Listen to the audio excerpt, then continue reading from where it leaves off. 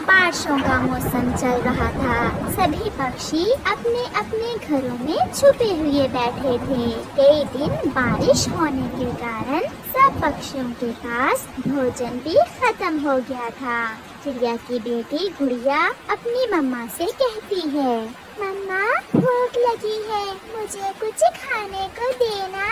मम्मा चिड़िया बेबस थी क्योंकि उसके पास घर में एक दाना भी न बचा था। फिर मम्मा चिड़िया अपनी बेटी से कहती है, गुड़िया बेटी, मैं अभी अपने पड़ोसी तोते के पास जाती हूँ और हम मिलकर कहीं से भोजन ढूंढ कर लाते हैं। मम्मा मगर बाहर तो बारिश है। कोई बात नहीं मेरी बेटी, मैंने बारिश में उड़ना सीख रखा है। फिर मम्मा चिड़िया अपनी छोटी सी बेटी को घर में छोड़कर अपने पड़ोसी तोते की तरफ जाती है। तोते भैया दरवाजा खोलें, मैं हूँ आपकी पड़ोसन चिड़िया। फिर तोता दरवाजा खोल देता है। चिड़िया तोते के घर में चली जाती है।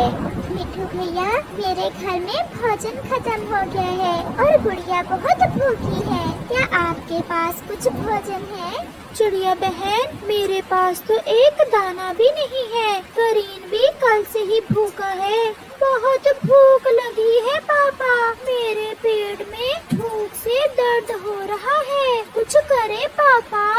चिड़िया बहन, चलो हम किसी ऊंची जगह से भोजन की खोज करते हैं। अपने बच्चों को भूख से मरता तो नहीं देख सकते हम। फिर चिड़िया और मिट्ठू तोता किसी ऊंची जगह से भोजन की खोज में निकलते हैं। वो दोनों उड़ते उड़ते दूर पहाड़ों की तरफ निकल जाते हैं। चिड़िया और मिट्ठू एक जगह बैठ जाते हैं। मिट्ठू भैया, मैं उस तरफ जाती हूँ और आप इस तरफ जाइए, दोनों तरफ देख लेते हैं, शायद कहीं से कोई चीज खाने को मिल जाए। फिर वो ऐसा ही करते हैं। एक दिशा में चिड़िया चली जाती है और दूसरी दिशा में मिट्ठू। चिड़िया पहाड़ के साथ साथ उड़ती हुई जा रही थी कि बारिश और भी तेज हो जाती है और तेज हवा तूफान में बदल जाती है। चिड़िया एक बड़े पेड़ के साथ लगकर बैठ जाती है। बहुत बड़ा तूफान है, मेरा घर भी बहुत कमजोर है, मुझे बहुत डर लग रहा है। चिड़िया काफी देर तक ऐसे बैठी रहती है और फिर जैसे ही तूफान थोड़ा कम होता है तो चिड़िया की नजर पेड़ के पास जड़ों में जाती है। वहाँ एक पौधा गहनों का था जिसे देखकर चिड़िया बहुत खुश होती है। मिल गया, भोजन तो मिल गया, अब मैं जल्दी से मिट्ठू को देखती हूँ और घर वापस जाते हैं। फिर तेज बारिश में चिड़िया गहनों की एक बाली अपनी चोंच में लिए वहाँ से उड़ती है। चिड़िया मिट्ठू को इधर उधर देखती है मगर मिट्ठू तो उसे कहीं भी नजर नहीं आता। फिर अचानक चिड़िया का ध्यान एक पत्थर के पास जाता है। चिड़िया तुरंत वहाँ आती है। मिट्ठू तोता खून में लथपथ वहाँ घायल पड़ा था। मिट्ठू को क्या हुआ? मिट्ठू बोल क्यों नहीं रहा? मिट्ठू उठो उठो, मिट्ठू कोई बात करो। मगर मिट्ठू कैसे बोलता, वो कैसे बात करता? मिट्ठू तो तेज तूफान में पत्थर से टकराकर मर गया था। चिड़िया थोड़ी देर वहाँ बैठकर रोती रहती है और फिर गहनों की बाली उठाकर वहाँ से चली जाती है।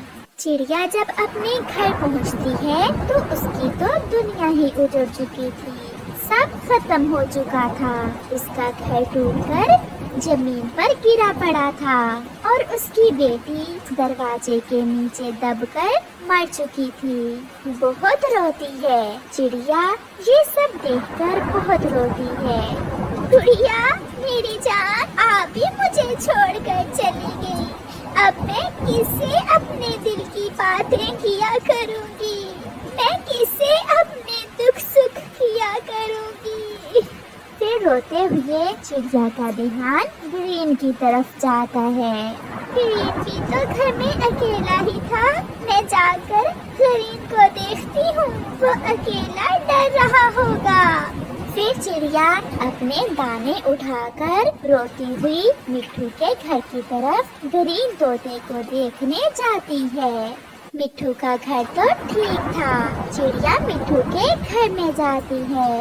आंटी, आंटी, पापा कहाँ हैं? पापा क्यों नहीं आए? मेरे पापा ठीक तो हैं?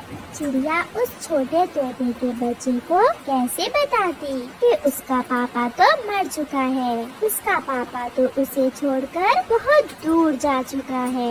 वो झूठ बोलती है। ग्रीन बेटा, आपके पापा को एक जरूरी काम बन गया था और वो कल आ जाएंगे। ये सुनकर गरीब रोने लग जाता है।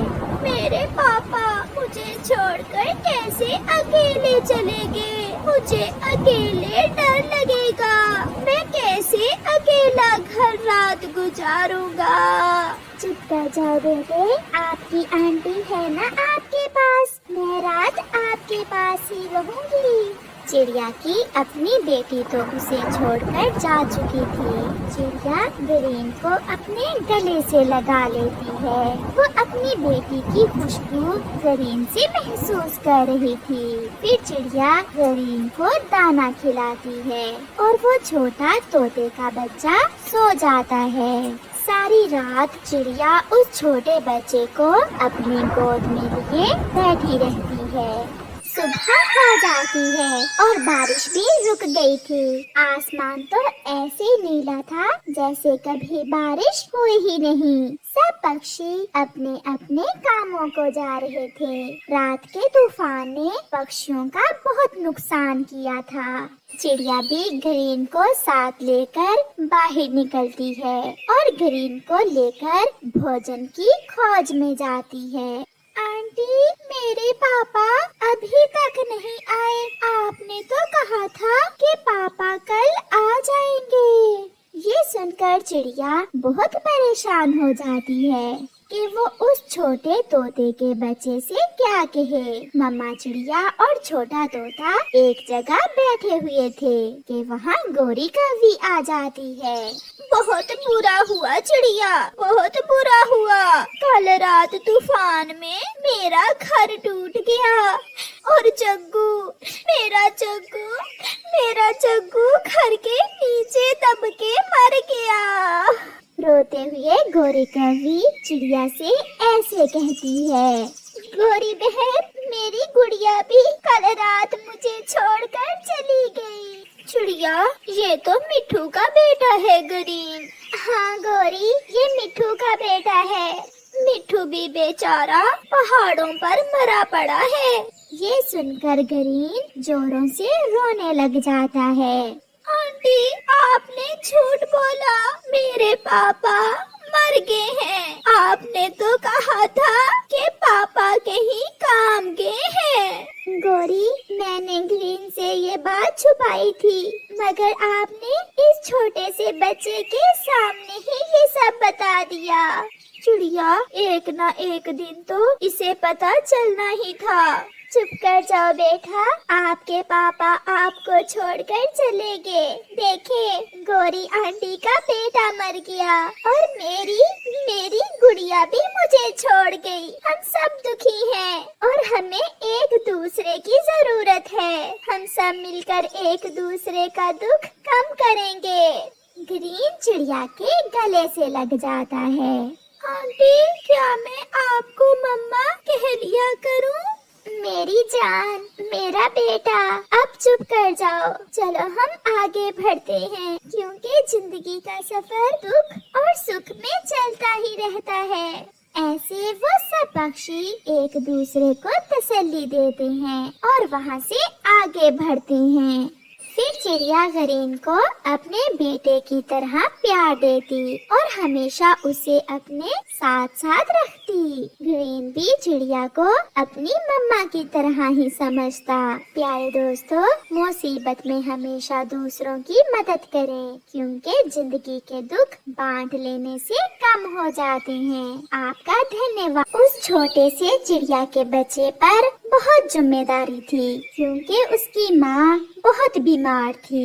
उसे अपनी माँ के लिए दवा भी लाना होती और राशन का भी बंदोबस्त करना होता। माँ, मैं जा रहा हूँ। और किसी चीज की जरूरत तो नहीं है? जाओ बेटा जाओ, अपना ध्यान रखना। फिर वो छोटा चिड़िया का बच्चा घर से काम पर निकलता है।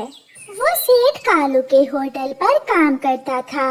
बर्तन धो लिए हैं तो जाओ टेबल साफ कर दो। जी मालिक, मैं अभी टेबल साफ कर देता हूँ। कुकू टेबल साफ कर रहा था कि एक गिलास नीचे गिरकर टूट जाता है। तेरा बाप ला कर देगा ना मुझे नया गिलास। एक एक करके सारे ही गिलास तोड़ दिए हैं तुमने।